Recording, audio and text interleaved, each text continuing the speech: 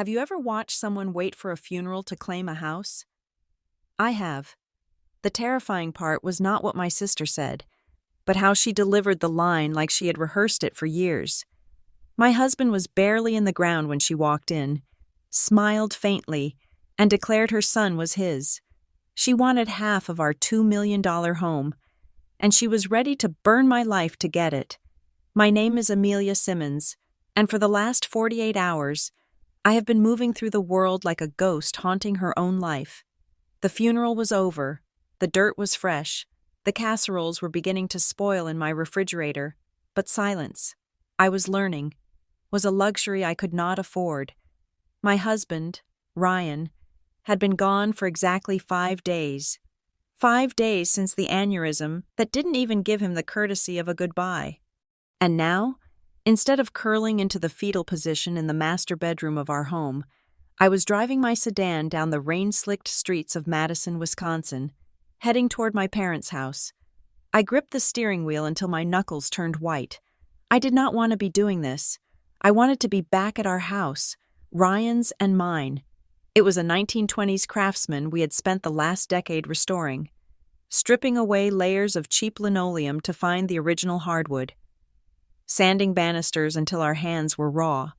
It sat in a quiet, tree-lined neighborhood that had recently become the target of aggressive real estate developers. Because of the new infrastructure projects downtown, that house, our sanctuary, was now valued at nearly $2 million. Ryan used to stand on the porch, looking out at the maples, and say, "Home is what people crave most when they don't have it. Amelia, never forget that." I could hear his voice clearly in the hum of the engine. I checked my rearview mirror, half expecting to see him in the back seat, but there was nothing but my own tired eyes staring back. I looked aged. I am 40 years old, but today I felt ancient. My phone buzzed in the cup holder. It was the third time in 10 minutes. It was my sister. "Bree, don't be late. We need to start exactly at 6. I have people coming." I frowned. People? My parents had framed this dinner as a dual-purpose event, a memorial meal so I wouldn't have to eat alone, and a low-key birthday celebration for Bree's son, Noah, who was turning 7.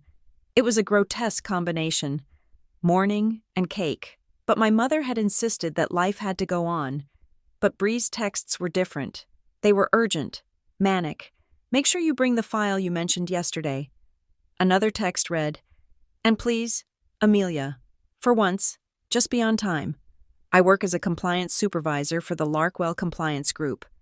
My entire career is built on the ability to look at a stack of perfectly organized papers and smell the rot underneath. I look for patterns that don't fit.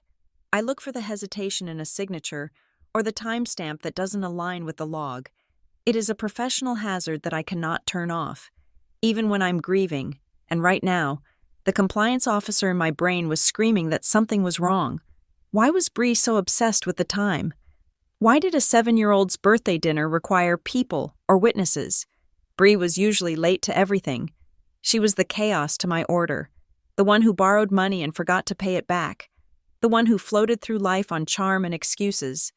I turned onto the familiar driveway of my childhood home. The rain had stopped, leaving the world gray and damp. As I parked, I saw 2 cars I didn't recognize. One was a sleek, dark sedan, too expensive for any of our family friends. The other was a beat-up compact that looked like it had been driven through a war zone. I took a deep breath, trying to steady the shaking in my hands. "Just survived today," I whispered to the dashboard. "Eat the food, hug Noah, go home." When I walked inside, the atmosphere hit me like a physical wall.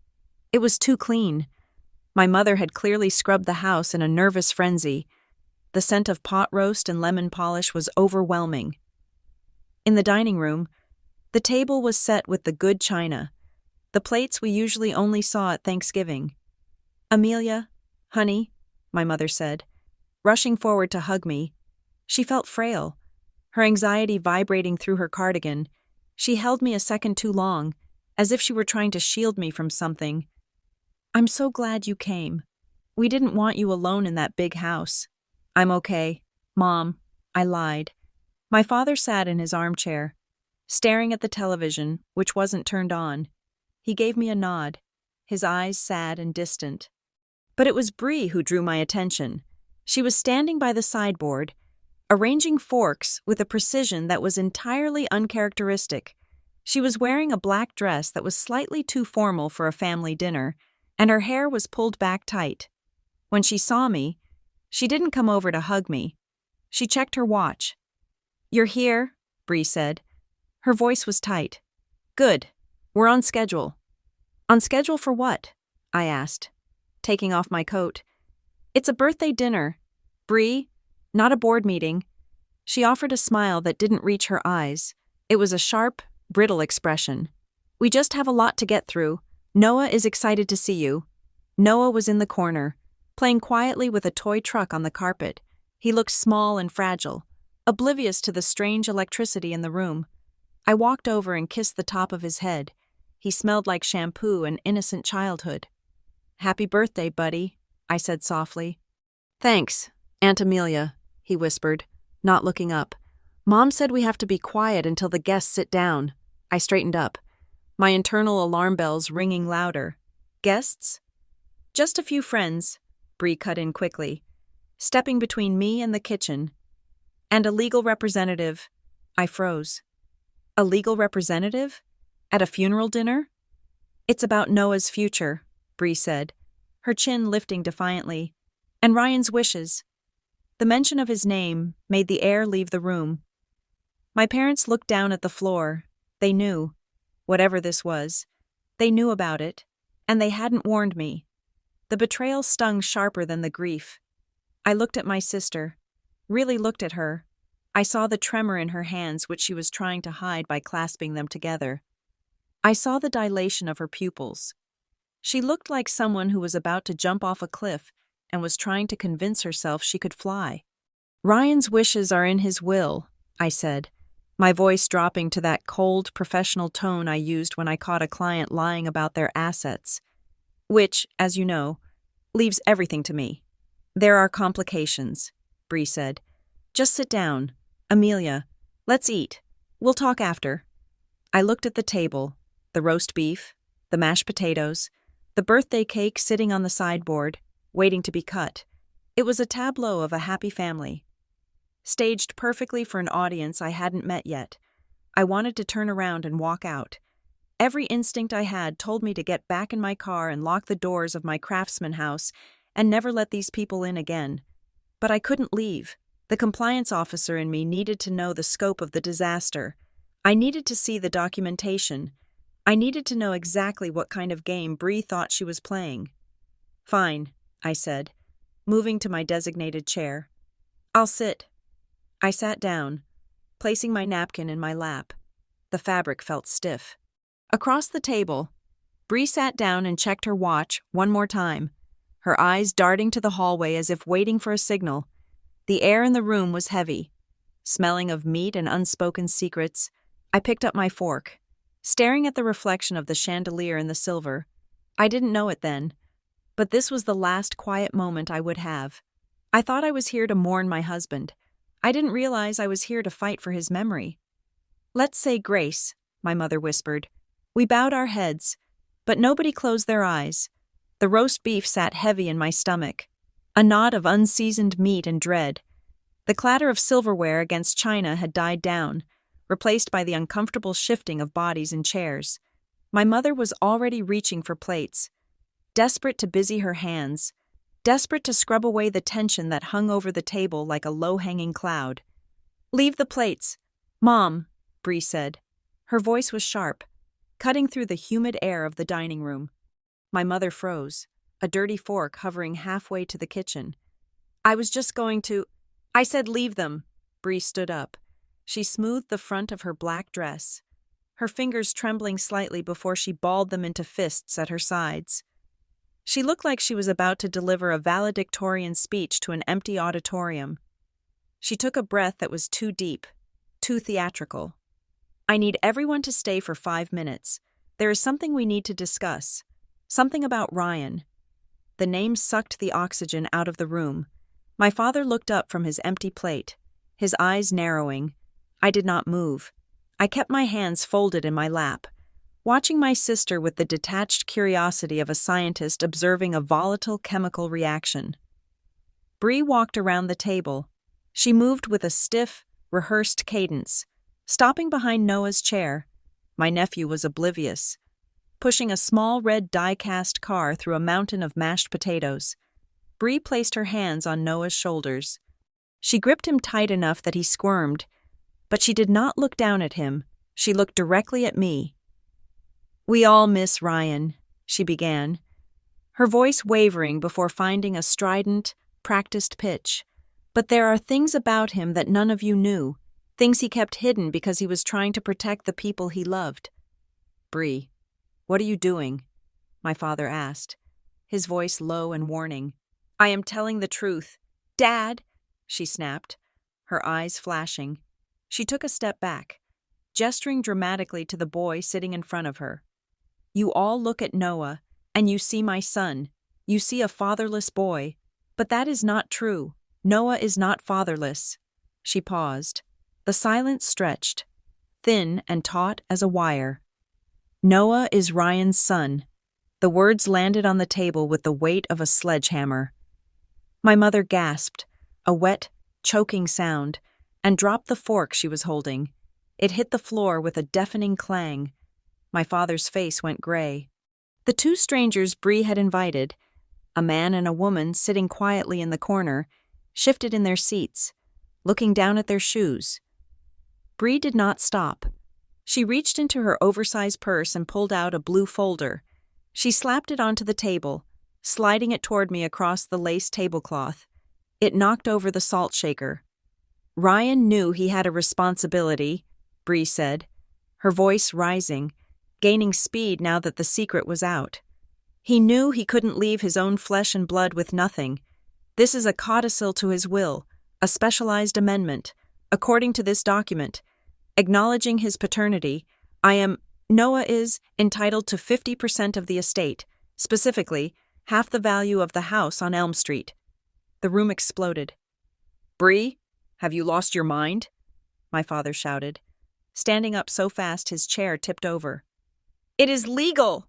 she screamed back, pointing a manicured finger at the folder. "It is signed. He promised us.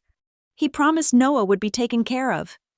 "Ryan would never," my mother sobbed, burying her face in her hands. "He loved Amelia. He would never do this." Every eye in the room turned to me. They were waiting for the wail. They were waiting for the grieving widow to shatter, to flip the table, to scream denial until her throat bled. They expected the emotional collapse that usually accompanies the destruction of a marriage. I sat perfectly still. I picked up my water glass and took a slow, deliberate sip. The ice cubes clinked softly against the crystal. I set the glass down. I looked at Bree, who was panting slightly, her chest heaving with the exertion of her performance. "Oh," I said. My voice was flat, devoid of any inflection. "Is that so?" Bree blinked. She took a half step back, her momentum faltering against the wall of my indifference. "Did you hear me, Amelia? I said your husband is the father of my child. I said he gave us half your house." "I heard you," I said. "You were quite loud." "You don't believe me?" Bree stammered, her face flushing a blotchy red. "It is the truth, the hidden truth. We were going to tell you, but then he died, and he couldn't leave his son with nothing. That house is worth $2 million. Amelia, Noah deserves his share. Ryan promised." "Aunt Amelia?" The small voice cut through the shouting. We all looked down. Noah had stopped playing with his car. He was looking at me with wide, terrified eyes. His lower lip was trembling. "Why is everyone yelling?" he asked. "Did I do something bad?" My heart fractured. Just a hairline crack. Noah was innocent. He was a prop in a play he didn't know he was starring in. "No, buddy," I said, my voice softening for the first time. "You didn't do anything. The adults are just confused." I reached out and took the blue folder. Bree watched me like a hawk, expecting me to tear it up.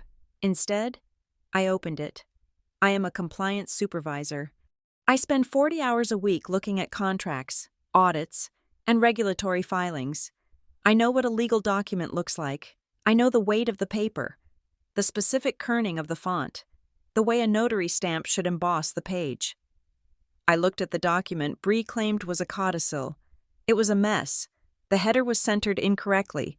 The font was Times New Roman, but the spacing switched from single to 1.5 halfway down the page. The legal jargon was a word salad of terms that didn't belong together. Phrases like hereby forthwith claim and custodial inheritance rights that sounded impressive to a layperson but meant absolutely nothing in a probate court. And then, the date. The document was dated September 31st. September only has 30 days. Finally, I looked at the signature. It was Ryan's name. Certainly. But Ryan had a tremor in his hand from a college football injury. His R always had a distinct, jagged loop at the top. This signature was smooth, fluid. It was the signature of someone who had practiced writing it slowly, trying to make it look perfect. It lacked the frantic energy of a living man. It looked dead on the page. I closed the folder. I didn't point out the date. I didn't mention the spacing. I didn't tell her that in the state of Wisconsin, a codicil requires 2 witnesses who are not beneficiaries, and I saw only one signature on the witness line that looked suspiciously like the handwriting of the man Bree was currently dating. I stood up. "Where are you going?" Bree demanded, her voice shrill. "We need to settle this. You can't just walk away." "I am going home," I said. I picked up my purse. "Thank you for dinner. Mom, the roast was lovely." "Amelia," Bree shouted, grabbing my arm. "Did you see the signature? He signed it. You have to acknowledge it." I looked down at her hand on my arm until she let go. "I saw it. Bree, I saw everything I needed to see." "You're in denial," she yelled as I walked toward the door. "You think you can just ignore this? I will get a lawyer. I will take that house." My parents were frozen statues of misery. My father looked like he was having a heart attack. My mother was weeping silently into a napkin. I felt a pang of guilt for leaving them in the wreckage. But I knew that if I stayed, I would say things that could never be retracted, and I needed to be smart. I needed to be precise. I walked out into the cool night air. The rain had started again, a fine mist that clung to my eyelashes. I walked to my car, unlocked the door, and slid into the driver's seat. The silence of the car was a sanctuary. I put the key in the ignition, but didn't turn it. I just sat there, listening to the rhythm of the rain on the roof. Bree thought she had dropped a bomb. She thought she had destroyed me. She expected tears, bargaining, hysteria. She thought she was fighting a grieving widow who would crumble under the weight of a scandalous revelation. She didn't know she was fighting a woman who read fine print for a living. A small, cold smile touched my lips. It wasn't a smile of happiness. It was the smile of a chess player who realizes their opponent has just moved their queen into a direct line of fire without even knowing it. "September 31st, I whispered to the empty car. I started the engine and drove away, leaving the house, the lies, and my sister's desperate ambition in the rearview mirror. The game had started, and Bree had already made her first fatal error. The silence of the house was not peaceful. It was heavy, a physical weight that pressed against my eardrums the moment the heavy oak door clicked shut behind me.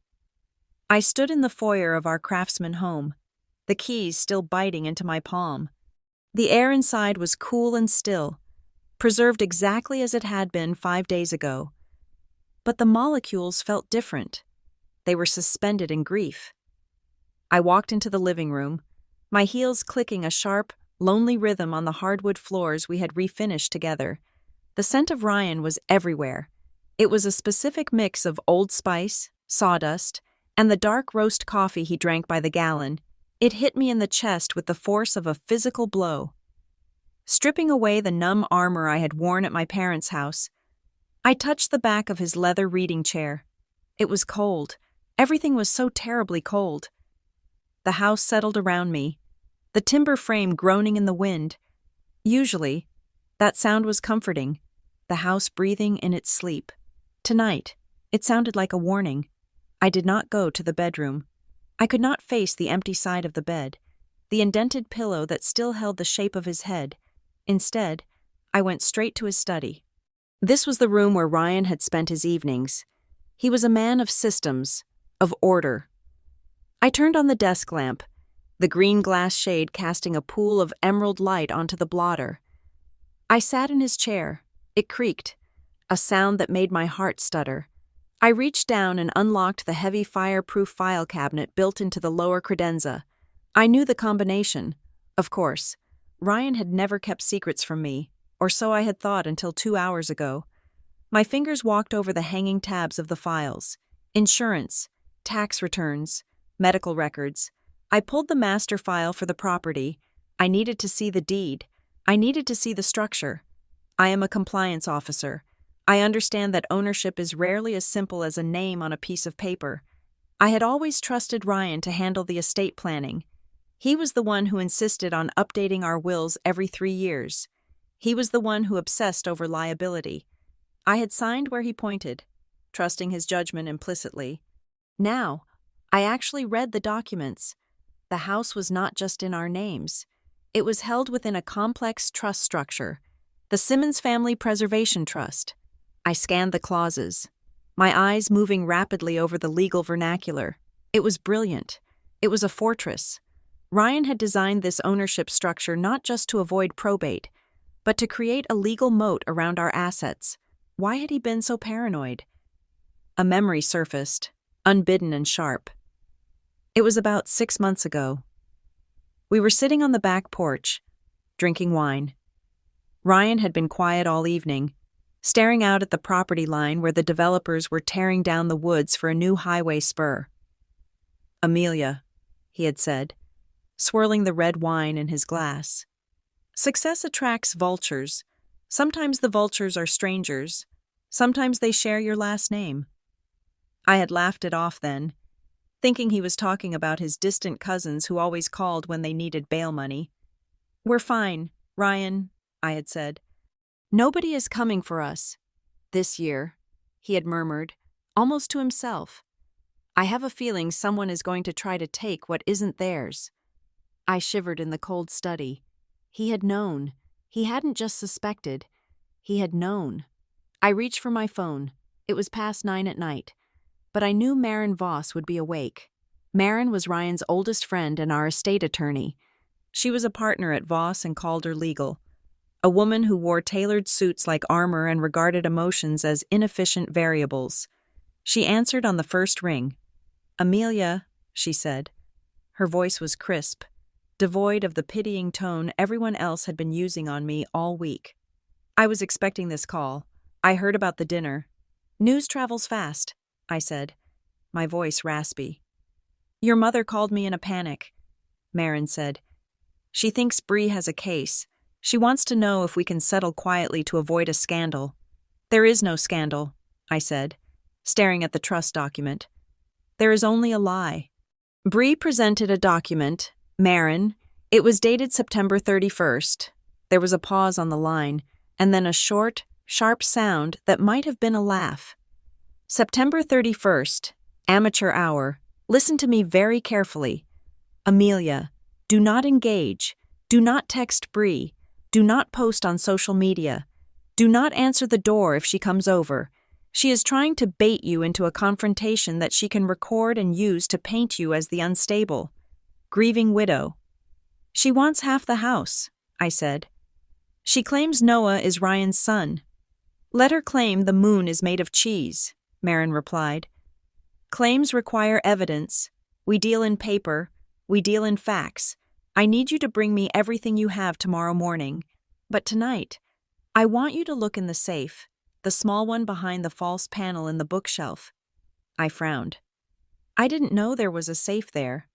"Ryan told me to tell you, only if this specific situation arose," Maren said softly. "Go look. Call me in the morning." The line went dead. I stood up, my legs feeling like lead. I walked to the bookshelf filled with Ryan's collection of vintage history books. I ran my hand along the wood until I felt a small latch behind a volume on the Civil War. A panel clicked open. Inside was a small, gray metal box. I took it back to the desk. My hands were shaking so badly I could barely work the latch. Inside, there were 2 folders. The first was the original copy of his last will and testament. It was pristine, signed, notarized, and witnessed correctly. I flipped to the back. There it was, the no contest clause. If any beneficiary under this will, or any person claiming an interest in my estate, contests this will or any of its provisions, any share or interest in my estate given to that person under this will is revoked. Ryan had weaponized his generosity. If Bree or anyone else tried to fight this, they would lose whatever small tokens he might have left them. But it was the second folder that made the blood drain from my face. It was a manila folder, thin and innocuous. On the tab, in Ryan's distinct, jagged handwriting, were the words, "If anyone claims a child." I stared at it. The air in the room seemed to drop 10 degrees. Ryan had not just prepared for a generic lawsuit. He had prepared for this specific nightmare. He had anticipated that someone would use a child against me. I opened the folder. There was no stack of legal papers inside. There was just a single sheet of yellow legal pad paper, with one sentence written in the center of the page. Check the timeline of the donation. Northlake, 2016. I read it again. Donation, Northlake. I sat back in the chair, the leather groaning under my shifting weight. Ryan didn't have a secret affair. He didn't have a double life, but he had a secret involving a clinic or a facility called Northlake, and a donation he had made years ago. And somehow, Bree had found out. She had taken a fragment of truth, a donation, and twisted it into a sordid tale of infidelity to steal my home. I looked up at the darkened window, seeing my own reflection superimposed over the black night outside. The tears I had been holding back since the funeral did not come. Instead, a cold, hard resolve settled in my chest. It felt like steel. Bree thought she was playing a game of emotional blackmail. She thought she could waltz in, wave a fake paper, and guilt me into writing a check.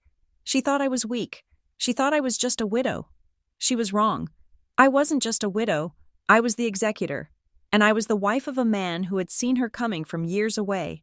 I closed the folder and placed it gently on top of the others. I wasn't going to scream. I wasn't going to fight her in the driveway. I was going to follow the paper trail.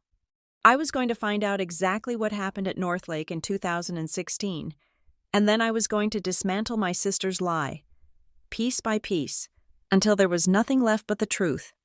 "Okay, Ryan," I whispered to the empty room. "Let's go to work." The conference room at Voss and Calder Legal was a sanctuary of glass and polished mahogany, perched 20 stories above the gray drizzle of Madison. I sat opposite Maren Voss, watching her read the photocopy of the document Bree had slapped onto the dining table the night before. Maren did not look horrified. She did not look sympathetic. She looked like a surgeon inspecting a tumor, calculating the precise angle for the incision. "It is a forgery," Maren said, tossing the paper onto the table. "And not even a good one. The font kerning is off. The language is a cut-and-paste job from 3 different legal templates found online. And the signature? It is too deliberate. Ryan signed his name like he was running out of time. This person signed it like they were painting a portrait." "I know," I said, leaning forward. My hands were steady today. "But Bree believes it is real, or she is pretending hard enough that it doesn't matter. She has the birth certificate, Maren, and she has the conviction." Maren took off her glasses and rubbed the bridge of her nose. "Conviction does not override the probate code. Amelia, but here's the problem. If we just sue her for fraud immediately, she plays the victim. She goes to the press. She cries about the grieving sister bullying the single mother of the deceased's secret child. We cannot just win in court. We have to win the narrative. So what do? "We lock the doors," Maren said. "I am filing a notice of pendency of action on the property title this afternoon. It effectively freezes the asset. Bree cannot sell her half, she cannot borrow against it, and she cannot move in. It warns any potential buyer or lender that the ownership is in dispute. It buys us time. Time for what? Time to find out who wrote this. Marin tapped the fake codicil. Bree didn't write this. Bree struggles to fill out a tax return. This uses terminology that suggests someone who knows just enough law to be dangerous, but not enough to be correct. I nodded. That matched my assessment. I need an investigator. Marin slid a business card across the table. Drew Halston. He is expensive, but he is discreet. He doesn't just find people, he finds the paper trails they think they shredded. I called Drew from the car. He agreed to meet me at a coffee shop on the outskirts of town, away from the prying eyes of my neighborhood. He was a nondescript man in his 50s, wearing a beige jacket that allowed him to blend into the background of any room. I gave him Bree's name, her address, and the name of the man I had seen signature witnessing the fake document. I need to know her financial situation, I told him, and I need to know who she is sleeping with, because this isn't just about a house, this is a heist. I will have a preliminary report in 24 hours, Drew said. Taking the envelope of cash I had withdrawn, he didn't ask unnecessary questions. He just vanished into the lunch rush. My phone rang as I merged onto the highway. It was my mother. I hesitated, thumb hovering over the decline button, but the guilt ingrained in me since childhood won out. Amelia? Her voice was thin, reedy with anxiety. Amelia, please tell me you aren't going to call the police. I haven't called the police. Mom, I said, keeping my eyes on the road. I hired a lawyer, which is what you do when someone tries to steal a $2 million asset from you. She is your sister, my mother cried. She is desperate. Noah needs things. Can't you just work it out? Ryan would have wanted us to be a family. Ryan would have wanted the truth, I said, my voice hardening. Mom, she forged his signature. Do you understand what that means? That is a felony. That is 5 to 10 years in prison. Don't say that, my mother sobbed. She just wants what is fair. Just give her a share. Amelia, you have so much. You have the insurance. You have the investments. Why do you need the whole house? I pulled over to the shoulder of the road. My heart pounding against my ribs, the windshield wipers beat a steady rhythm against the glass. I don't need the house. Mom, I said, measuring every word. I need my husband's name to be clean. Bree walked into his funeral week and called him a liar and an adulterer. I am not making a big scene. I am making it right. And if she gets hurt when the truth comes out, that is a choice she made. I hung up before she could reply. I sat there for a moment, breathing in the smell of wet asphalt and cold air. I had always been the peacekeeper. I had always been the one who fixed things, but you cannot fix a house that someone is actively trying to burn down. Drew Halston worked faster than I expected. By the next afternoon, I was back in Marin's office, staring at a dossier that painted a picture of desperation so vivid it was almost tragic. She is underwater, Drew said, flipping through a stack of credit card statements. $30,000 in credit card debt, a car loan she hasn't paid in 3 months, and she owes money to a private lender who doesn't seem like the type to send polite reminder letters. Desperation creates motivation, Marin noted, writing on her legal pad. But here's the interesting part, Drew continued. 6 months ago, she met a guy, Trent Maddox. He slid a photo across the desk. It was the man from the dinner, the one who had sat quietly while Bree screamed. In the photo, he was smiling, wearing a suit that looked expensive from a distance but cheap up close. Trent is a paralegal who lost his license to practice as a notary public 2 years ago for improper documentation practices, Drew said. He currently works as a consultant for people trying to dispute insurance claims. He is a paper shark. He finds loopholes. He wrote the codicil, I said. It wasn't a question. Almost certainly, Drew agreed. But look at the strategy. Usually, when someone claims a secret child, they ask for child support first. They ask for a settlement, a monthly stipend. It is low risk, high reward. But Bree didn't ask for cash. She went straight for the equity in the house. Why? Marin asked, her pen pausing. Because Trent knows something. I realized. The highway project? Drew nodded. Exactly. The city council just approved the expansion plan last week. Your property is right on the edge of the new zoning. If that house is sold to the commercial developers instead of a residential buyer, the value jumps from $2 million to nearly $3 million overnight.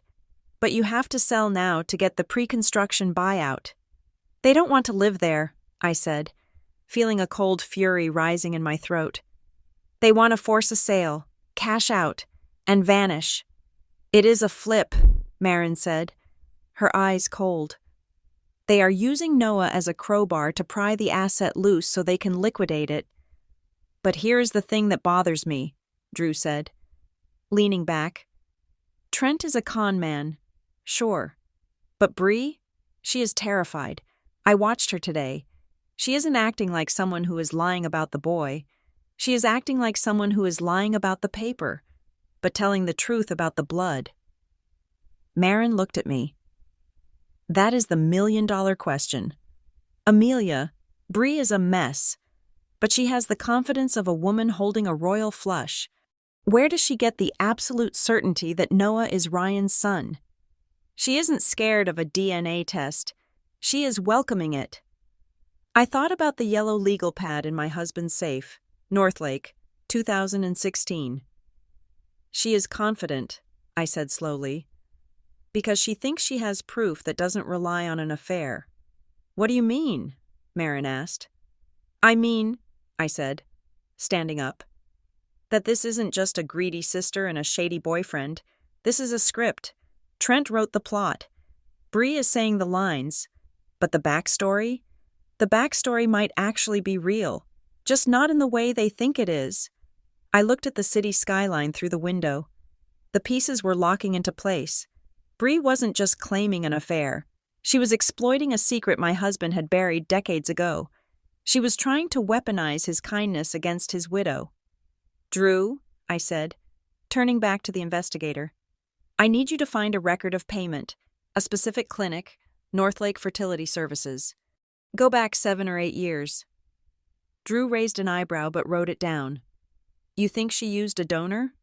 I think, I said, grabbing my coat, that my sister is trying to cash a check that my husband wrote long before he ever met her, and she has no idea that he kept the receipt. The vibration of my phone against the mahogany table sounded like a drill in the quiet office. It was Drew Halston. I picked it up before the second ring, my eyes locking with Marin's. Tell me, I said. I found the transaction. Drew's voice came through tinny but clear. It wasn't easy because she used a prepaid debit card for the initial consultation, but she got sloppy with the follow-up fees. She paid a facility called Northlake Fertility Services. The dates align perfectly. She started going there 8 years ago. The last payment was 7 years and 3 months ago. I felt the blood drain from my face, leaving me cold and lightheaded. Northlake? I repeated, the word tasting like ash. Are you sure? Positive, Drew said. I pulled the billing code. It wasn't for a standard checkup. Amelia, it was for intrauterine insemination. I ended the call and stared at the rainy window. The city of Madison looked like a watercolor painting left out in a storm, all gray smears and running lights. Northlake, Marin said, writing the name on her legal pad. Why does that sound familiar? Because Ryan and I tried to conceive for 3 years, I said, my voice sounding hollow to my own ears. We went to 3 different specialists. We spent thousands of dollars on tests, cycles, and heartbreak. But we never went to Northlake. It is on the other side of the county. It is a budget clinic, mostly used by students or people without insurance. So why was your single sister there? Marin asked, tapping her pen. And why did Ryan write that name in his secret file? The answer hit me with the force of a physical blow. I grabbed my purse and dumped the contents onto the table until I found the key to the safe deposit box I had retrieved from the bank that morning, the one referenced in the folder from the home safe. I hadn't opened the actual documents inside yet, paralyzed by the fear of what I might find. I tore open the sealed envelope. Inside was a contract. The paper was yellowed at the edges, dating back almost 20 years. It was a standard donor agreement from Northlake Fertility Services. I read the text, my compliance officer brain processing the legibility before my heart could process the betrayal. Donor ID 492 Alpha. Name Ryan Simmons. Date October 14th, 2004. I looked up at Marin, my vision blurring. He was a donor, I whispered. He was 22. He was in grad school. We hadn't even met yet. Marin took the paper gently from my shaking hands. She scanned it quickly, her eyes narrowing behind her glasses. He sold his genetic material, she said, her tone clinical. It is common. Students do it for tuition, for beer money, for rent. It is anonymous. It is a transaction, not a relationship. He never told me, I said. We cried over negative pregnancy tests. Marin, we held each other when the IVF failed, and he never told me he had biological children walking around out there. Because he probably didn't know, Marin said firmly. That is how these contracts work. You donate, you get paid, you walk away, you don't get a Christmas card. But Bree knew, I said. The realization started as a spark and quickly became an inferno. Bree knew. I stood up and began to pace the small conference room.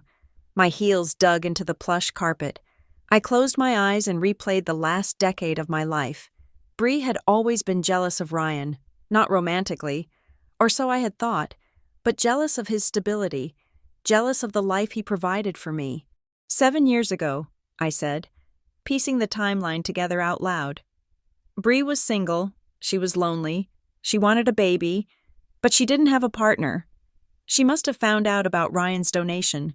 Maybe she snooped through his old college papers when she house sat for us that summer. Maybe she found a receipt he forgot to throw away. She went to Northlake, Marin said, following my logic. She requested a specific donor, 492 Alpha. She requested him, I said, feeling sick. She used my husband to get pregnant without his consent, without his knowledge, and without me having a clue. And now, Marin said, leaning back in her chair, she is spinning it as an affair. It is brilliant, I said, bitterness coating my tongue. It creates the perfect leverage. If she tells the truth, that she used a sperm bank, she looks like a calculating stalker. But if she lies and says they had an affair, she becomes the sympathetic mistress. Noah becomes the victim of a broken home. And I become the cold, barren wife standing in the way of a child's inheritance. I felt a surge of rage so pure it nearly choked me. It wasn't jealousy. If Ryan had actually cheated, I would be heartbroken. But this was a violation. Bree had stolen a part of him. She had taken his biology and turned it into a weapon to bludgeon me with. She was desecrating his memory, painting him as a liar and a cheater, when all he had done was try to pay his tuition 2 decades ago. She is destroying his reputation for half a house, I spat out. She is letting our parents believe he betrayed me. She is letting Noah believe his father abandoned him. Ryan is dead. Marin, he can't defend himself. He can't stand up and say, I never touched her. That is why you are here, Marin said. Her voice was sharp, cutting through my hysteria. Sit down, Amelia. I sat. My hands were trembling, but I forced them flat against the table. Listen to me, Marin said, pointing a manicured finger at the old contract. This piece of paper is your shield. Legally, a sperm donor is not a father. The law is very clear on this. When a man donates through a licensed facility like Northlake, he severs all parental rights and responsibilities. He is not liable for child support, and more importantly, the resulting child has no claim to his estate. So Noah gets nothing? I asked. Legally? No, unless Ryan adopted him or named him specifically in a will. Noah is a stranger to this estate. DNA is not a golden ticket. Biology does not equal legality. But Bree doesn't care about the law, I said. She cares about the settlement. She thinks I will pay her $2 million to make the affair go away. She thinks I am so desperate to protect Ryan's image that I will bury the truth with cash. She is banking on your shame, Marin agreed. She thinks you will be too embarrassed to drag this into court. I looked at the donor contract again. I saw Ryan's signature at the bottom. That jagged, energetic scrawl I loved so much. I imagined him at 22, young and broke, thinking he was just making a quick $100. He had no idea he was planting a landmine that would blow up his life 20 years later. I wasn't embarrassed. I was furious. She made a mistake, I said softly. What is that? She underestimated how much I love him, I said. She thought I would pay to hide a lie. But I am going to pay to expose the truth. She wants a family drama? Fine, but she is playing a role she doesn't understand. I looked at Marin. What do we do next? We let her play her hand, Marin said, a shark-like grin appearing on her face. She has presented a forged codicil. We have a legal donor contract, but we need to trap her. We need her to state on the record, under oath, that they had a physical affair. Once she commits to that lie in a deposition, and we prove Noah was conceived with a donor sample, she commits perjury. And the fraud, I added, using the codicil to claim the house. Exactly, Marin said. This isn't a dispute anymore. Amelia, it is a criminal investigation. But we have to be careful. Noah is innocent in this. He is a 7-year-old boy who thinks his daddy is in heaven. We have to destroy Bree's lie without destroying that little boy. I thought of Noah, playing with his cars, asking why everyone was yelling. He really was Ryan's son. In a biological sense, he had Ryan's eyes, he had Ryan's potential for kindness, and he was being held hostage by a mother who saw him as a winning lottery ticket. I will protect the boy, I said, but I am going to bury the lie. I stood up, taking the contract with me. Set up the meeting. Marin, bring the stenographer. Let's hear her story.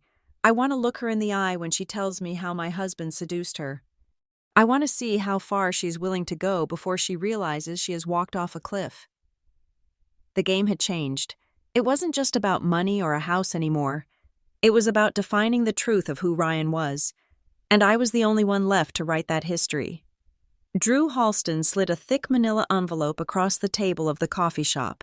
The cafe was noisy, filled with the mid-morning rush of students and remote workers, but the bubble of silence around our booth felt impenetrable.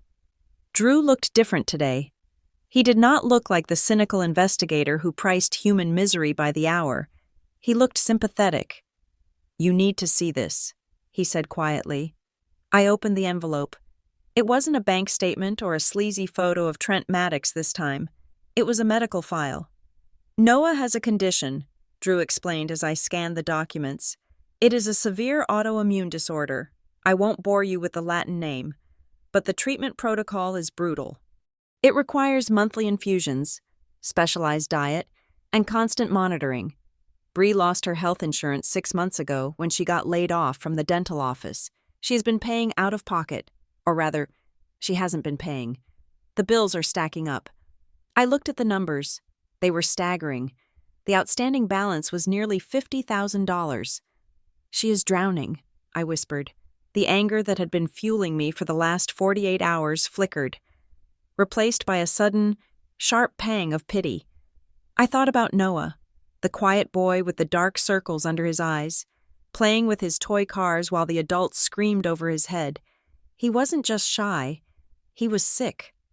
Desperation makes people do irrational things, Drew said, taking a sip of his black coffee. But here is the thing. Amelia, Bree could have asked you. You have the money. You have always helped her. Why didn't she just come to you and say, "My son is sick. Please help"? I looked out the window at the gray Madison sky. Because she hates me, I said simply. Not in a violent way, but in a corrosive, resentful way. I am the one who got out. I am the one who married the successful man. I am the one who fixes things. If she asks me for money, She has to admit she failed. She has to be the charity case again. Exactly, Drew said. She doesn't want charity. She wants rights. If Noah is Ryan's son, she isn't begging. She is collecting what is owed. It changes the power dynamic completely. She becomes the mother of the heir, not the sister looking for a handout. But she didn't come up with this legal strategy on her own, I said, remembering the clumsy phrasing of the forged codicil. No, Drew agreed. That was Trent. He pulled out another sheet of paper. It was a printout of an email thread, likely obtained through means I didn't want to know about. Trent Maddox has been coaching her, Drew said. He found out about the Northlake donation, probably because Bree told him during a vulnerable moment, and he spun it. He told her that DNA was enough. He told her that if they forged a document to help the truth along, no judge would question it because the biological link exists. He convinced her that she was morally right to lie.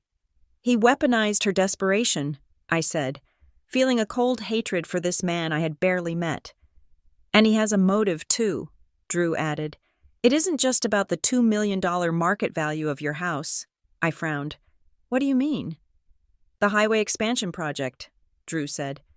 I did some digging into the city planning records. Your property sits right on the proposed exit ramp for the new Beltline. The city is going to exercise eminent domain within the next 18 months. But because they want to avoid litigation, they are offering buyouts at 30% above market value. Plus relocation fees. My mouth went dry. So the house isn't worth $2 million. It is worth closer to $3 million in a government buyout, Drew said. And Trent knows it. He used to work in zoning. He knows exactly which lots are hitting the jackpot. If Bree gets half the title, they can force a sale immediately, take the cash, and disappear. It was the perfect storm. A sick child, a desperate mother, a manipulative boyfriend, and a pot of gold buried under the foundation of my home. My phone buzzed. It was my mother again. I let it go to voicemail. But then I listened to the message immediately. Her voice was cracked, broken by sobbing. Amelia, please, Bree is talking about going to the press. She says she has proof.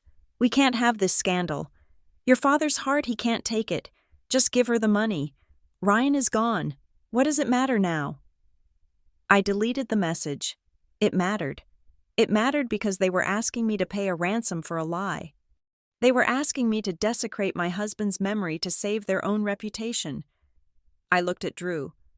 I am going to help Noah, I said. I will pay for his treatment. I will set up a trust. I will make sure he never misses an infusion again. But I will not give Bree a single dime of my husband's estate based on a forgery. I will not let Trent Maddox win. How do you want to play it? Drew asked. We stop defending, I said, standing up. We attack. I drove straight to Marin's office. The rain had stopped, but the roads were slick with wet leaves. We are going to have a meeting, I told Marin as I walked into her office. A formal settlement conference. Invite Bree, invite her lawyer if she has one, or Trent if she insists on bringing him as an advisor. Invite my parents. Marin looked up from her computer, her eyebrows raised. You want to settle? No, I said. I want to get them in a room. I want a stenographer. I want everything on the record. You want to depose them before we actually file the lawsuit. Marin realized, a slow smile spreading across her face. Smart. If we frame it as a mediation to discuss the codicil, they will come because they think you are ready to fold. Exactly, I said. Bree is expecting a check. Trent is expecting a payout. They will be arrogant. They will be sloppy. And we will let them talk, Marin said, opening her calendar. We will let Bree tell her story about the affair. We will let her describe the nights they spent together. We will let her dig a hole so deep that by the time we reveal the Northlake contract, she won't be able to climb out. I want to offer a settlement, I said. Draft a proposal. I will fully fund Noah's medical care. 100%, direct payments to the providers, no cash to Bree. In exchange, she drops the claim on the house and admits the codicil is fake. Marin paused. You are being incredibly generous. She committed a felony. Amelia. She is my sister, I said, staring at the wall where Marin's law degree hung. And she is terrified. I can hate what she did, but I can't let her son die because she is an idiot who got played by a con man. I want to give her an off-ramp. If she takes it, we keep this out of court. If she refuses, Marin finished, we destroy her. Set it up for tomorrow, I said. And Marin, make sure Trent is there. I want him to see it happen. I drove home that evening with a strange sense of clarity. The house was still empty, still cold, but it no longer felt haunted. It felt like a fortress I had to defend. I walked into the kitchen and made a pot of tea. I sat at the table where Ryan and I used to drink coffee on Sunday mornings. I thought about the lottery ticket aspect of the house. Ryan had hated the idea of the highway expansion. He loved the trees. He loved the quiet. He would have fought the city tooth and nail to keep this place. And now, people were circling it like vultures, salivating over the destruction of the sanctuary he built. Bree wasn't the villain. She was just a desperate woman holding a smoking gun she didn't know how to use. The real villain was the man whispering in her ear, telling her to pull the trigger. I finished my tea. Tomorrow. The mourning period ended. Tomorrow. The war began. And I was bringing heavy artillery. The house was quiet. But it was no longer the silence of a tomb. It was the silence of a vault waiting to be opened. I sat on the floor of the study, surrounded by the physical debris of a 20-year marriage. I had the deed to the house in my lap. I had read it a dozen times, tracing the legal description of the property line, the easements, the zoning codes, but something about the physical weight of the folder felt off. It was too heavy on the left side. I ran my thumb along the inner seam of the heavy cardstock folder. There was a slight ridge, a microscopic imperfection in the glue. Ryan was a man who appreciated hidden compartments. He had built the false panel in the bookshelf. After all, I took a letter opener, a silver one I had given him for our 5th anniversary, and carefully slid it under the glued flap of the folder's back pocket. The paper gave way with a satisfying rip. Inside, taped to the cardboard so it wouldn't shift, was a white envelope. It wasn't sealed. On the front, in Ryan's block capitals, were 3 words: the Safeguard Protocol. My hands trembled as I pulled out the single sheet of paper. I expected a love letter. I expected a final goodbye. But Ryan didn't waste ink on sentiment when there was business to be done. Amelia, the letter began, the ink distinct and unfaded. If you are reading this, 2 things have happened. First, I am dead. Second, someone has come forward claiming a child and demanding a piece of our estate. I stopped breathing. He hadn't just suspected, he had mapped it out. I am writing this because 3 months ago, I received a notification from the Northlake database. Someone requested access to my donor file from 2004. The request was denied because the records are sealed, but the attempt was made. Someone is looking for a connection. I don't know who it is, but I know what people are capable of when they smell money. I leaned back against the desk, the room spinning slightly. He knew. He had known for months that a storm was gathering on the horizon, and he hadn't told me because he didn't want to worry me until it was real. He had simply prepared. I cannot control who claims my biology. The letter continued, but I can control who claims my legacy. I have established a separate irrevocable trust called the Harbor Bridge Care Trust. It is funded with a life insurance policy you don't know about. It is designed solely to cover medical and educational expenses for any verified biological offspring resulting from my donation period. I gasped. A separate trust. He had built a safety net. However, the letter concluded, the handwriting becoming firmer, this trust has strict triggers. It can only be accessed if paternity is proven via DNA, and, crucially, it contains a clean hands clause if the claimant attempts to defraud the estate, fabricates a relationship, or attempts to seize the primary residence through coercion. The trust is voided immediately. The money goes to charity. Do not let them bully you. Amelia, use this key. I lowered the paper. Tears finally spilled over. hot and fast. Ryan hadn't just protected his money, he had protected my conscience. He knew me. He knew that if a child showed up, even a child born of a lie, I would struggle with the guilt of turning them away. I would have wanted to help. He had given me a way to help Noah without surrendering to Bree's extortion.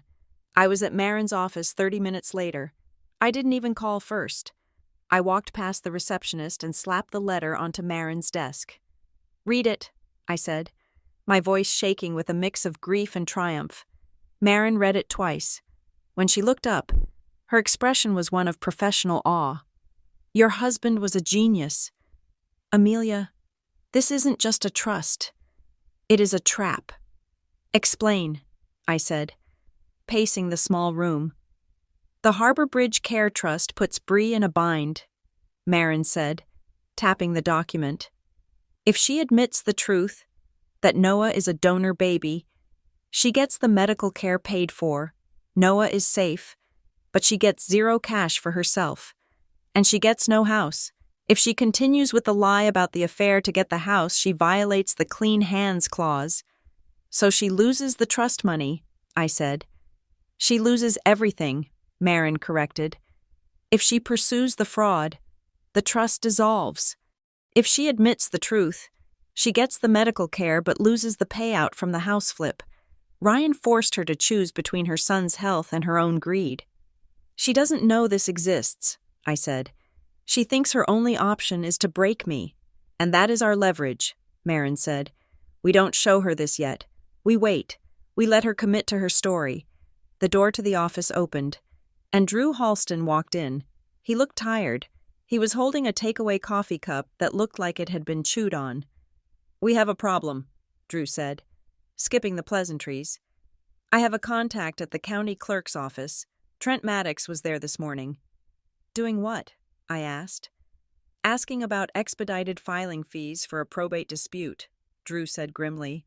"And he was asking about the procedure for an emergency injunction to freeze your assets.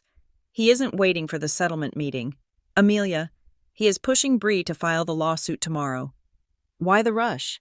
Marin asked, frowning. "Because he is nervous," Drew said. "He knows Amelia is digging. He knows I'm asking questions about his notary license. He wants to get the case into the court system before you find the smoking gun. Once it is filed, it becomes a public matter. He thinks the scandal alone will force you to settle." "He wants to embarrass me into submission," I realized. "He thinks I will pay $2 million to keep my husband's name out of the tabloids. And he is putting immense pressure on Bree," Drew added. "I saw them in the parking lot. He was grabbing her arm, yelling at her. She looked terrified. He is telling her that if she doesn't sign the affidavit by tomorrow, the opportunity will be gone. He is using Noah's sickness as a ticking clock." I felt a cold resolve settle over me. Trent Maddox was bullying my sister. He was using a sick child as a bargaining chip and my dead husband's reputation as collateral. He thought he was playing against a grieving widow who would crumble at the first sign of conflict. He had no idea he was playing against a woman holding a royal flush dealt by a dead man. "They can't file if we preempt them," I said, looking at Marin. "We can't stop them from filing," Marin said, "but we can make them regret it. If they file a false affidavit, it is perjury. It is a crime." "I don't want Bree in jail," I said firmly. "I want Trent gone, and I want Noah safe, but I need Bree to stop." "Then we have to spring the trap now," Marin said. "We can't wait for the deposition. If they file tomorrow morning, the damage is done. The lie becomes public record." I picked up Ryan's letter. I ran my finger over his signature. "Do not let them bully you." "Bring them in," I said. "Call Bree. Tell her we are ready to talk numbers. Tell her I am ready to sign over a portion of the estate. Make them think they have won." "You want to lure them here?" Drew asked. "I want them in this room," I said. "I want Trent sitting right there. I want him to think he's about to get a check for $1 million. And then I want to introduce him to the Harbor Bridge Care Trust." "It is risky," Marin warned. "If they sense a trap, they will walk out and file the suit anyway." "They won't walk out," I said, my voice hard. Because greed makes people stupid, and Trent is very, very greedy. I looked at the clock on the wall. It was 3 p.m. Call them, I ordered. Tell them to be here at 10 tomorrow morning. Tell them to bring the codicil. Tell them I am ready to surrender. Marin picked up the phone. I walked to the window and looked out at the city. Somewhere out there, Bree was probably agonizing over what to wear to her victory lap. Somewhere, Trent was calculating his cut. Ryan had left me a door. He had left me a way to save the family without sacrificing the truth. But the door had a lock, and I was the only one with the key. Tomorrow, I whispered to the glass. Tomorrow, we finish this. The morning of the settlement conference, the sky over Madison was a bruise-colored purple, threatening a storm that refused to break. I stood in the lobby of Voss and Calder Legal, watching the elevator numbers count up. My hands were not shaking. For the first time since Ryan died, I felt a terrifying sense of calm. I was no longer a widow grieving a husband. I was a compliance officer preparing for an audit. Marin had sent the formal invitations via courier the previous afternoon. They were heavy, cream-colored envelopes that looked like wedding invitations but felt like subpoenas. We had invited Bree, my parents, Bree's legal representation, and a neutral third-party mediator, a retired judge Marin knew who tolerated no nonsense. Before I left my house, I had sent Bree a single text message. I will help Noah, but I will not be blackmailed. She hadn't replied. The elevator doors slid open with a soft chime. My parents stepped out first. My mother looked 10 years older than she had at the funeral. Her eyes were red-rimmed, and she clung to my father's arm as if the plush carpet of the law firm were the deck of a sinking ship. My father wouldn't meet my eyes. He looked at the floor, at the receptionist, anywhere but at me. Then Bree stepped out. She was wearing a navy blue suit that I recognized immediately. It was mine. I had given it to her 3 years ago when she had a job interview she never went to. She had tailored it, tight and aggressive. Her chin was held high, but her eyes were darting around the lobby like a trapped animal. She looked fierce, but underneath the makeup, she looked exhausted, and right behind her, acting like he owned the building, was Trent Maddox. He was wearing a shiny gray suit and carrying a briefcase that looked empty. He stepped forward, placing a hand on the small of Bree's back, guiding her like a prize show dog. "Good morning," Trent announced, his voice booming in the quiet lobby. "We are here for the settlement regarding the Simmons estate." Marin Voss stepped out from the glass doors of the conference room. She was wearing black, severe and elegant. She didn't smile. "Ms. Simmons," Marin said, nodding to Bree. "Mr. and Mrs. Simmons, please, come in." Trent moved to follow them. "Not you. Mr. Maddox," Marin said. Her voice wasn't loud, but it stopped him dead in his tracks. Trent blinked, his smile faltering. "Excuse me? I am here as Ms. Simmons's legal advisor." "You are not an attorney," Marin said, checking a clipboard. "I checked the State Bar Association roster this morning. You are not licensed to practice law in Wisconsin or anywhere else. This is a closed mediation. Only principals and legal counsel are permitted." "I am her advocate," Trent sputtered, his face flushing a blotchy red. "She has the right to support." "She has the right to counsel," Marin corrected. "If she has retained a lawyer, they are welcome. Are you a lawyer, Mr. Maddox?" The silence that followed was thick enough to choke on. Bree looked back at him, panic flaring in her eyes. She had been counting on him to do the talking. She had been counting on his bluster to steamroll me. "Wait outside, Trent," Bree said, her voice small. "It is okay. I just need to sign the papers." "Bree, do not sign anything until I see it," Trent hissed, leaning close to her. "Remember the plan. 50% or we walk." "Mr. Maddox," Drew Halston stepped out from behind a pillar. He wasn't wearing his usual beige jacket. He was in a dark suit, looking every inch the former federal investigator he was.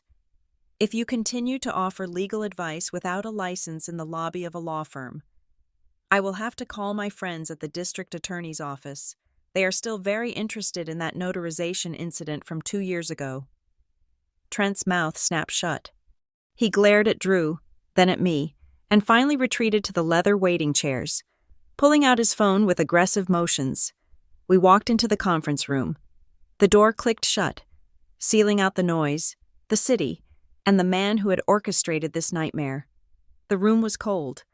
A long oval table dominated the space. I sat on one side, flanked by Marin and Drew. Bree sat opposite me, looking small in the large leather chair. My parents sat between us, looking like they were at a wake. I didn't waste time with pleasantries. I placed 2 envelopes on the polished wood table. One was thick and white, the other was thin and gray. "We are not here to negotiate," I said. My voice was steady, the voice I used when I had to tell a CEO that his company was violating federal regulations. "We are here to choose—" "Amelia, please," my mother started, her voice trembling. "Can't we just share? Ryan left so much. Noah is family. Why do we have to have lawyers?" "Because Bree brought a forgery into my home, Mom," I said, not looking away from my sister. Bree slammed her hand on the table. "It is not a forgery. It is a codicil. Ryan signed it. He wanted Noah to have the house." "We know about Northlake. Bree," I said. The color drained from her face so fast I thought she might faint. She opened her mouth, but no sound came out. My parents looked confused. "Northlake?" my father asked. "What is Northlake?" "It is a fertility clinic," Drew said, sliding a single piece of paper across the table. It was the payment record. 7 years ago, Bree paid for a procedure. She didn't have an affair with Ryan. Dad, she went to a clinic and used a donor sample. "That is a lie," Bree shrieked, standing up. "Ryan and I, we were in love. He told me he wanted a son." "Sit down, Bree," Marin said. Her tone was not a request. Bree sank back into her chair, her breathing shallow. She looked at the door, wishing Trent was there to tell her what to say. "Here is the situation," I said, pointing to the 2 envelopes. "In this white envelope, I have a proposal. I am willing to pay for Noah's medical treatment. All of it, the infusions, the hospital stays, the specialists. I have set up a mechanism to ensure he is taken care of until he is 21. Bree's eyes widened. She looked at the white envelope with a hunger that was painful to watch. "But," I continued, "this offer comes with conditions. You withdraw the claim on the house, you admit the codicil is fake, and you cut Trent Maddox out of your life before he drags you to prison." "And the other envelope?" Bree whispered. "The gray envelope," I said, "contains a criminal complaint for forgery, fraud, and attempted grand larceny. It also contains a petition to the court to appoint a guardian ad litem for Noah, arguing that you are unfit to manage his medical decisions because you are prioritizing a financial scam over his treatment." "You wouldn't," Bree hissed. "I am your sister.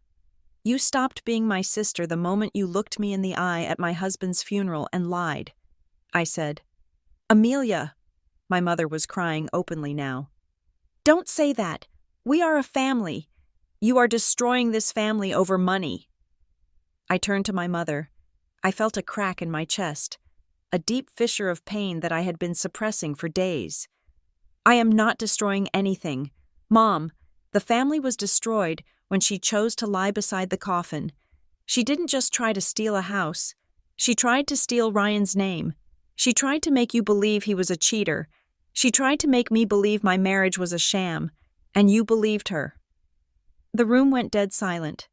My mother covered her mouth, her eyes wide with shock. My father looked down at his hands, shame radiating off him in waves. I just wanted Noah to be okay," Bree sobbed, her defiance finally breaking.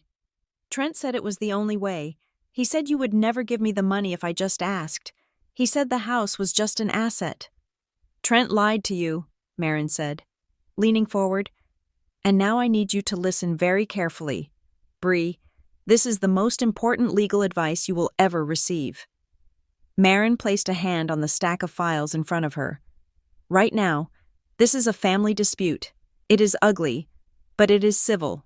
However, Trent filed a preliminary motion this morning at the county clerk's office.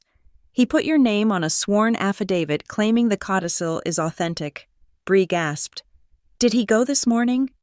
"He did," Marin said. "But the clerk hasn't processed it yet. It is sitting in a pile. If that document gets stamped and entered into the system, you have committed perjury and fraud on the record. At that point, Amelia cannot stop the prosecutor. It becomes a criminal matter. You could go to jail, Bree, and Noah would go into foster care." Bree looked at the door, then at me. The reality of what she had done crashed down on her. She wasn't fighting for a fortune anymore. She was fighting for her freedom. "I didn't sign the affidavit," Bree whispered. "I signed a blank page Trent said he needed it for the formatting." "He filled it in," Drew said. "He is trying to cash out. Bree, he doesn't care if you go to prison as long as he gets his commission from the house sale." I pushed the white envelope toward her. "Make a choice," I said. "Right now, you can walk out that door with Trent and take your chances with a judge who will see right through a forged signature, or you can sign this settlement, admit the truth, and save your son." Bree looked at the white envelope, then she looked at the gray one. Her hands were shaking so hard she had to grip the edge of the table. "I just wanted him to be healthy," she wept. "I didn't want to hurt you." "Then stop hurting me," I said. "Tell the truth. Was it Northlake?" Bree closed her eyes. A single tear rolled down her cheek, cutting through the makeup. "Yes," she whispered. "It was Northlake, donor 492 Alpha." My father let out a long, shuddering breath. My mother reached out and grabbed Bree's hand. "Ryan didn't know?" I asked. "I needed to hear it. I needed it on the record." "He never knew," Bree said, her voice barely audible. "I picked him because he was a good man, and I wanted a baby who would be like him." I leaned back in my chair. The knot in my stomach loosened. It was done. The lie was dead. But now came the hard part. "Marin," I said, "bring in the stenographer. We are going to put this in writing, and then we are going to make sure Trent Maddox never touches another piece of legal paper in this state again." The door opened. But it wasn't the stenographer. It was Trent. He had pushed past the receptionist, his face twisted in a snarl. "What is taking so long?" he demanded, looking at Bree. "Did she cut the check? We have a filing deadline at noon." Bree looked up at him. She didn't look like a victim anymore. She looked like someone who had just woken up from a long, terrible dream. "There is no check." "Trent?" Bree said. "What?" Trent stepped into the room. "Don't be stupid. Bree, we have them on the ropes." "Sit down, Mr. Maddox," Drew said. Standing up and closing the door behind Trent, the lock clicked with a sound like a gunshot. "We were just talking about you." The trap was sprung, the door was closed, and there was no way out. The air in the conference room thickened the moment Trent Maddox sat down. He didn't just take a chair. He occupied the space with the arrogant sprawl of a man who thought he had already spent the money he was trying to steal. He placed his hand over Bree's shaking fist, a gesture that looked possessive rather than comforting. "Let's cut the theatrics," Trent said, checking a watch that looked too expensive for a paralegal's salary. "My client, Ms. Simmons, is the mother of the deceased's only child. We have a signed codicil. We have a birth certificate. Unless you are writing a check for half the estate's value, which we estimate at roughly $1.5 million given the current market. We are filing the probate contest at noon." Bree looked up, emboldened by his presence. She wiped her eyes and straightened her back, reciting the lines she had clearly memorized. "Ryan promised me," she said, her voice trembling but gaining volume. "He told me that I was the one who gave him what Amelia couldn't. He said Amelia was selfish. He said she cared more about her career than being a mother. Noah has rights. You can't just erase a child because he is inconvenient for your bank account. Amelia." I didn't flinch at the insults. A week ago, they would have devastated me. Today, they just sounded like desperation. Maren Voss leaned forward, clasping her hands on the table. She ignored Trent completely and locked eyes with my sister. "Let's talk about that promise, Bree," Maren said, her voice deceptively soft. "You claim you had an affair with Ryan Simmons. Tell us the specifics. When did this relationship begin?" Bree blinked, caught off guard by the pivot from emotion to logistics. "It was about 8 years ago. We met up when he was in Chicago for business." "Ryan didn't go to Chicago 8 years ago," I said quietly. "He was in the hospital recovering from knee surgery. I changed his bandages every 4 hours for 3 weeks. Then it was Milwaukee," Bree corrected quickly, sweat beading on her hairline. "It was a long time ago. The details are fuzzy, but the passion wasn't. We were in love. Amelia. He came to my apartment. He spent the night."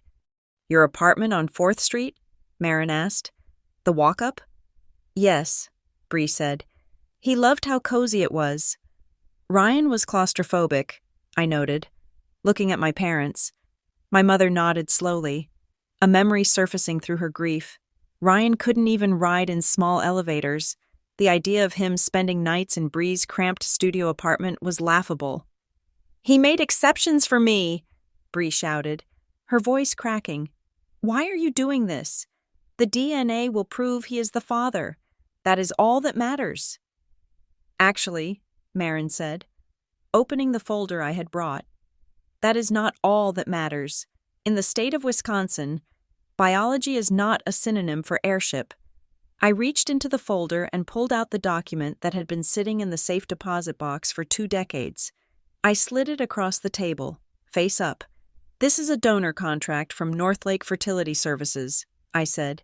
"Dated October 14th, 2004, Ryan Simmons, donor ID 492, Alpha." Bree stared at the paper. She didn't touch it. She looked like she was looking at a ghost. "Ryan didn't have an affair with you, Bree," I said, my voice hard. "He donated sperm to pay for his master's degree almost 10 years before you decided to get pregnant. You didn't seduce my husband. You bought a vial from a freezer." "So what?" Trent interjected, though he looked less confident than before. "It is his kid. The DNA matches. That makes him the father. That makes the boy an heir." "Wrong," Maren snapped, turning on him. "Look at Clause 14. Section B. The donor hereby waives all parental rights and responsibilities. The donor shall not be considered the legal father of any resulting offspring for purposes of inheritance or support." When you use a licensed fertility clinic, Mr. Maddox, you sever the legal link. Noah is genetically Ryan's, yes, but legally? Ryan is a stranger to him. Bree looked at Trent, panic rising in her chest. You said the DNA was a golden ticket.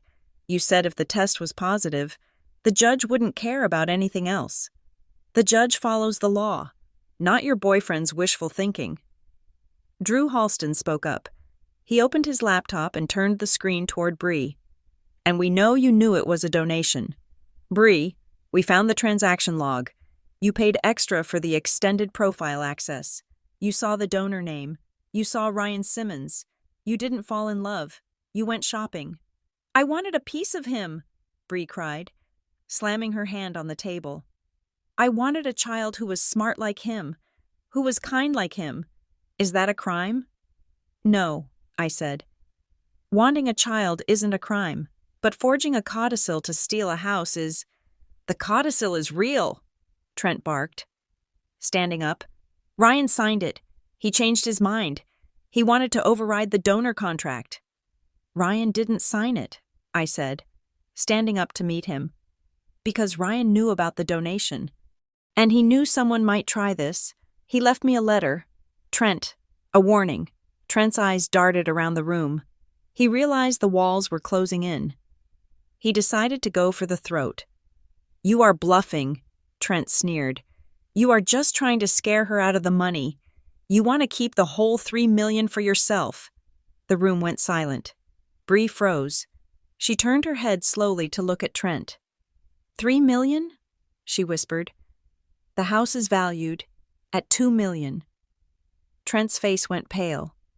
He had slipped, in his greed, in his rush to secure the bag. He had revealed the card he was holding closest to his chest. The highway expansion, Marin said, her voice like a judge passing a sentence. The eminent domain buyout. That is why you are rushing, isn't it, Mr. Maddox? You aren't trying to get Noah child support. You are trying to force a title transfer so you can cash in on the government buyout before the fiscal year ends. Bree stood up, her chair scraping loudly against the floor. She looked at the man she had brought into our family's grief. You told me the house was just an asset, Bree said, her voice shaking with betrayal. You said we would sell it and put the money in a trust for Noah's medical bills. You never said anything about $3 million. You never said anything about a government buyout. It is all the same money, babe, Trent said, forcing a smile that looked like a rictus of fear. We get the house, we flip it to the city, we get rich, we can fix the kid, buy a boat, whatever. Who cares where it comes from? I care, Bree whispered. I told you Noah needed infusions. I told you I was drowning in debt, and you saw a real estate deal. We are all getting paid, Trent shouted, losing his temper. Just sign the damn paper. Bree, don't let your sister guilt you out of a fortune. She isn't going to sign it, I said. I walked around the table and stood next to my sister. I didn't touch her. I couldn't, not yet, but I stood between her and Trent. Here's the deal, I said, my voice ringing in the silence. I have established the Harbor Bridge Care Trust. It is fully funded. It will pay for every single one of Noah's medical bills, his therapy, and his education until he is 25. The money goes directly to the providers, not to you, Bree, and definitely not to Trent. I slid the white envelope toward her. But this trust only activates if you sign this admission, I said, tapping the document Marin had prepared. You admit the codicil is a forgery. You withdraw your claim on the house, and you admit that Trent Maddox coerced you into filing false documents. And if I don't? Bree asked, tears streaming down her face. She was looking at the white envelope like it was a life raft. Then I hand the gray envelope to the district attorney, I said, and you go to prison for fraud, and Noah goes into the system. Bree looked at Trent. He was sweating now, pacing the small area behind his chair. Don't sign it, Trent hissed. We can fight this. We can drag her through the mud. The press will love the secret sperm donor angle. We can ruin her. Bree looked at me. She looked at our parents, who were clinging to each other, weeping silently. Then she looked at the picture of Noah that she kept as her lock screen on her phone. I don't want to ruin her, Bree said softly. I just want my son to live. She reached for the pen. No! Trent lunged forward, grabbing her wrist. You stupid cow. Don't you dare! Drew Halston moved faster than I thought possible. He intercepted Trent, grabbing his arm and twisting it behind his back in a movement that was efficient and painful. He slammed Trent against the wall, not hard enough to break bones, but hard enough to knock the wind out of him. Touch her again, Drew said, his voice terrifyingly calm. And I will add assault to the list of charges I'm faxing to the police right now. Bree didn't look back at him. She looked at me. Her hand was shaking, but she gripped the pen. I am sorry, Amelia, she sobbed. I am so sorry. I was so scared. I know, I said. Sign the paper. Bree, she signed. The sound of the pen scratching against the paper was the loudest noise in the world. Marin stepped forward and took the document immediately. She stamped it. It was done. The house was safe. The lie was exposed. Bree collapsed into her chair, burying her face in her hands. Trent was being escorted out of the room by Drew, shouting obscenities that echoed down the hallway. But it wasn't over. Marin stood over Bree, looking down at her with eyes that held no warmth. You made the right choice regarding the settlement, Marin said. But do not think this makes us even. You tried to steal a woman's home while she was burying her husband. If you ever try to contest this trust, or if you ever try to contact the media to sell this story." Marin paused, letting the weight of her authority crush the air in the room. "If you drag this into court again, you won't just lose the case, you will lose the immunity we just granted you. And I will make sure you lose your son." Bree nodded. Broken. I looked at my parents. They were looking at me with a mix of awe and fear. They had come here expecting a family squabble. They had witnessed an execution. "Go home. Mom," I said gently. "Take Bree home. I have work to do." I turned back to the window. The storm outside had finally broken. Rain was hammering against the glass, washing the city clean. I felt empty, but it was a clean emptiness. The house was mine. The truth was mine. And Ryan could finally rest. The sound of the pen scratching across the paper stopped, leaving a silence in the room that felt heavier than the storm outside. Bree dropped the pen. It rolled across the mahogany table and hit the edge of the white envelope I had offered her. She looked up, her eyes swollen and red, and for the first time since the funeral, I saw my sister instead of an adversary. "I never touched him," Bree whispered. The confession hung in the air, fragile and ugly. "I never slept with Ryan. I didn't want to ruin your marriage. Amelia, I looked at him, and I saw how smart he was, how kind he was. And I looked at the men I was dating. Losers like—" She trailed off, glancing fearfully at Trent. "I just wanted a child who had a chance. I used the donor code because I thought if my son had Ryan's blood, he would be okay. I thought he would be safe." She took a shuddering breath. "And then Noah got sick, and the bills started coming. And Trent told me about the house. He said it was just paperwork. He said Ryan would have wanted to help. I signed the codicil because I was drowning. Amelia, I didn't want to hurt you. I just didn't want my son to die." I looked at her, really looked at her. I saw the terror of a mother pushed to the edge of sanity. But before I could speak, Trent Maddox stood up. He wasn't looking at Bree with sympathy. He was looking at the documents with the frantic energy of a rat realizing the ship is going down. "She is lying," Trent spat out, pointing a shaking finger at Bree. "She told me it was real. She told me they had an affair. I am a victim here too. I invested time and resources based on her lies." "Mr. Maddox, take a seat," Marin Voss said. Her voice was ice cold. She opened the final folder on the table. "You are not a victim. You are the architect." Marin slid a document toward him. "Ryan was a very thorough man," she said. "He anticipated that someone might try to contest his will using fraud. So he included what we in the legal profession call a poison pill clause.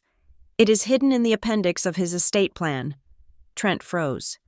The clause states that if any beneficiary or claimant attempts to seize assets through fraudulent means and that fraud is proven, as Bree just admitted on the record, the asset in question is immediately liquidated, Marin explained, her eyes gleaming. However, the proceeds do not revert to the estate. They are automatically transferred to the Stonebridge Housing Fund, a charity for the homeless. Even if you had won, Trent, even if you had tricked a judge, you would have received $0. The house would have been sold, and every penny would have gone to charity. Trent's face went gray. "That is not legal." "It is perfectly legal," Marin smiled. "It is a conditional bequest. Ryan made sure that greed would never pay. You were chasing a ghost. Mr. Maddox, there was never going to be a payout." "And as for your investment of time," Drew Halston interjected, stepping forward with a tablet in his hand, "I have the chat logs. Trent, I have the emails where you told Bree exactly how to format the fake signature. I have the messages where you discussed the highway buyout and how you plan to take 40% of the settlement for yourself. You weren't helping a single mother. You were preying on her." Drew tapped the screen. "The district attorney is very interested in how a disbarred notary is practicing law and orchestrating real estate fraud. The police are waiting in the lobby. Trent, they have a warrant for your arrest for attempted grand larceny and coercion." Trent looked at the door, then at the window, as if calculating the jump. Then he slumped, the arrogance draining out of him like dirty water. He didn't say another word as Drew escorted him out of the room to face the officers waiting by the elevators. The door clicked shut. It was just family now. My parents were weeping softly, holding on to each other. Bree was staring at her hands. "Is he really going to jail?" she asked. "Yes," I said. "He is." I picked up the white envelope, the Harbor Bridge Care Trust documents, and placed them in front of her. "And now we finish this," I said. "You signed the admission. That keeps you out of jail. Bree, it keeps Noah out of the system. I am activating the trust immediately. Noah's medical bills will be paid directly to the hospital starting today. His school fees are covered. He will never want for anything." Bree touched the envelope as if it were holy. "Thank you," she sobbed. "Amelia, I don't deserve this." "No," I said honestly. "You don't, but Noah does, and I am doing this for him. And for Ryan, because Ryan was the kind of man who saved people, even when he didn't know them." Bree wiped her face. "I will drop the claim. I will sign whatever you want. I will never ask for anything again." "Good," I said. "Because there is one more thing." I turned to my parents.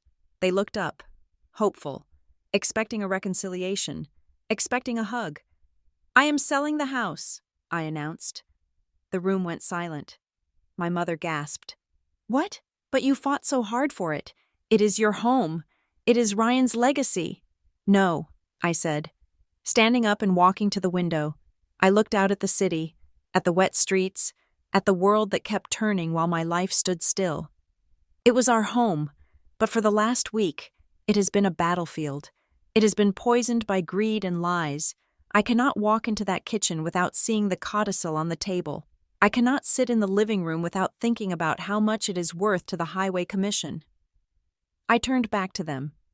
"I am not living in a house that my sister tried to steal. I am selling it. I will take the buyout. I will buy a smaller place, something quiet, something just for me. And I will keep one room, just one room, for Ryan's books and his things. That is his legacy, not the wood and the brick." "But Amelia," Bree stammered, "you won. You kept the house." I looked at my sister, and I felt a strange, sad clarity. "You don't get it, do you?"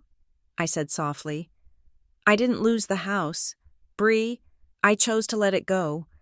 But you? You lost something much more valuable." Bree looked confused. "I lost the money. I know." "No," I said. "You lost the right to be believed. You lost my trust. You lost Mom and Dad's trust. For the rest of your life. Every time you say something, we will wonder if it is another lie. We will wonder if there is an angle. You kept your freedom, and you kept your son, but you lost your name, and that is the most expensive thing in the world." Bree flinched as if I had slapped her. She lowered her head, the truth of my words settling over her like a heavy blanket. She knew I was right. The relationship was severed. We would be civil for Noah's sake, but we would never be sisters again. "What do we tell Noah?" my father asked, his voice hoarse. "We tell him the truth," I said. "Not the ugly truth. We tell him his father was a kind man who helped people a long time ago. We tell him that his Aunt Amelia is going to help take care of him now. We don't tell him about the forgery. We don't tell him about the greed. We let him be a child." I picked up my purse. I felt lighter than I had in years. The weight of the secret, the weight of the grief, the weight of the betrayal. It was all gone. "I am going home to pack," I said.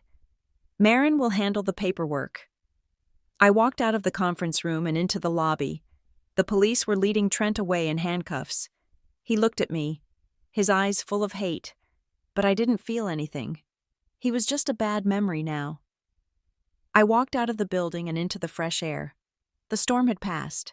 The sun was breaking through the clouds, casting a golden light on the wet pavement. I took a deep breath, filling my lungs with the cool, clean air. It wasn't revenge. Revenge is messy. Revenge keeps you tied to the people who hurt you. This was something better. This was order. This was justice. This was the truth. Standing tall in the light of day, I walked toward my car, ready to start a new life, a life that belonged only to me. Thank you so much for listening to this story on Lily Revenge Stories. I would love to know where you are tuning in from. Are you listening while driving, cooking dinner, or relaxing before bed? Please drop a comment below with your location and your thoughts on Amelia's decision. And if you enjoyed this story, please hit that like button, subscribe to the channel, and smash the hype button to help this video reach more people.